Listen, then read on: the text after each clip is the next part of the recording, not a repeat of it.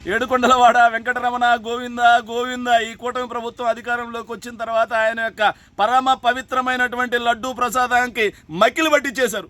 లేని జంతు కొవ్వు, లేని గొడ్డు మాంసం, లేని ఫిష్ ఆయిల్ని కల్పించి ఆ కోట్లాది మంది హైందవ భక్తుల యొక్క మనోభావాలతో ఆడుకున్నారు ఈ కూటమి రాక్షసులు. సో ఇంకొక ఆయన ఉంటాడు సనాతని స్టార్ పవన్ కళ్యాణ్.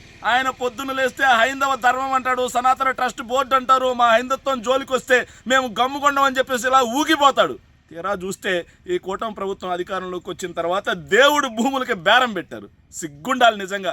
వెంకటేశ్వర స్వామికి చెందినటువంటి భూములు, మచిలీపట్నం వెంకటేశ్వర స్వామికి చెందినటువంటి భూముల్లో అక్రమంగా చదును చేసి దేవాలయ మాన్యాలని వీళ్ళ యొక్క తైతక్కలాడడానికి వాడుకున్నారు. చూసాం మనం. ఎంతమంది అడ్డుపడ్డా సరే వీళ్ళకి చీమ చుట్టుకుమన్నట్టు కూడా లేదు. దేవుడు భూముల్లో రికార్డింగ్ డాన్సులు పెట్టించారా, తైతక్కలాడిచ్చారు. సో అక్కడ తాకుండా దేవుడు విలువైనటువంటి దేవుడికి సంబంధించినటువంటి భూముల్లో 7 ప్రధాన ఆలయాల దగ్గర స్థలాలు గుర్తించాలంటూ ఈవోలకు ఆదేశాలు జారీ చేస్తారా? ఏమయ్యా కాటేజీలు లేవా? గవర్నమెంట్ కాటేజీలు లేవా ప్రధాన ఆలయాల దగ్గర? ఆడ మీరు 5 స్టార్ హోటళ్ళు పెట్టి, క్లబ్బులు పెట్టి, పబ్బులు పెట్టి, బార్లు పెట్టి ప్రధాన ఆలయాలను ఏం చేద్దాం అనుకుంటున్నారు చంద్రబాబు నాయుడు గారు? నేరుగా అడుగుతానని చెప్పండి.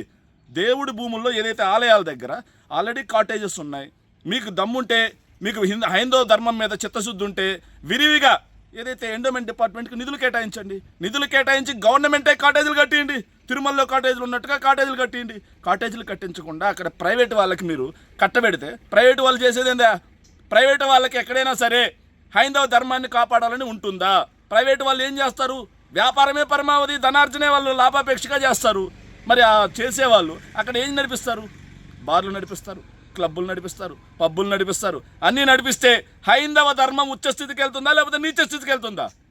దీనికి ఖచ్చితంగా కూటమి ప్రభుత్వం సమాధానం చెప్పాలి.